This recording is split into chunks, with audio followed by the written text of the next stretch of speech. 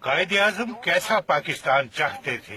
اس کے لیے قائد اعظم محمد علی جناح کی 11 اگست 1947 کو قانون ساز اسمبلی میں کی گئی تقریر کو جاننا ہی کافی ہے۔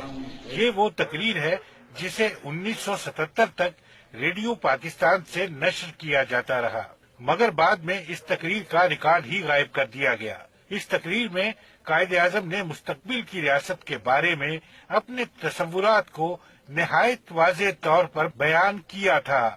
آپ سب آزاد ہیں اپنے مندروں میں جانے کے لیے، آپ سب آزاد ہیں اپنی مسجدوں میں جانے کے لیے اور کسی بھی اور عبادت گاہ میں جانے کے لیے۔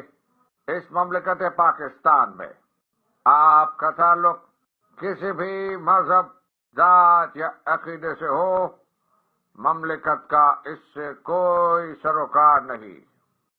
اقلیتوں کے اور غیر مسلموں کے سیاسی اور شہری حقوق کے بارے میں قائد اعظم کے خیالات کی عکاسی ان کی تقریر کے اس حصے سے ہوتی ہے جس میں وہ پاکستان کے ہر شہری کے حقوق اور فرائض میں کسی تقسیم کی نفی کرتے ہیں۔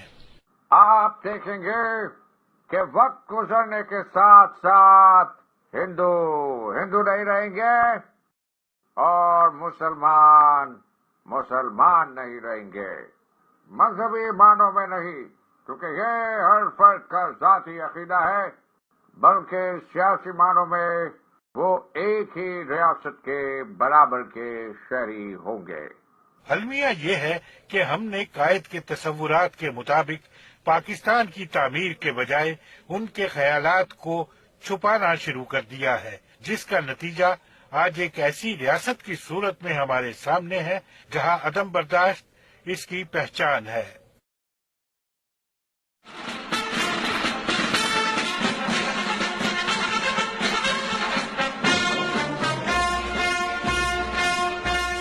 آج کے پاکستان میں اقلیتیں کہیں نظر نہیں آتی، مگر جب پاکستان بنا تو ایسا نہ تھا۔ اقلیتوں کا پاکستان کے قیام میں کس قدر اہم کردار تھا، اس کا اظہار پاکستان کی پہلی کابینہ کے ارکان سے ہوتا ہے۔ غیر مسلموں کے قیام پاکستان میں قربانیوں کا اعتراف قائد اعظم کو بھی تھا، اس لیے وہ باقاعدگی کے ساتھ عیسائی، پارسی اور دیگر اقلیتوں کے رہنماؤں کے ساتھ رابطے میں رہتے تھے۔ قیام پاکستان کے بعد انہوں نے غیر مسلموں کو اہم ترین عہدوں پر تعینات کیا۔ دلچسپ بات یہ ہے کہ پاکستان کی پہلی کابینہ میں کوئی مذہبی رہنما نہ تھا، بلکہ وزارت مذہبی امور ہی نہ تھی۔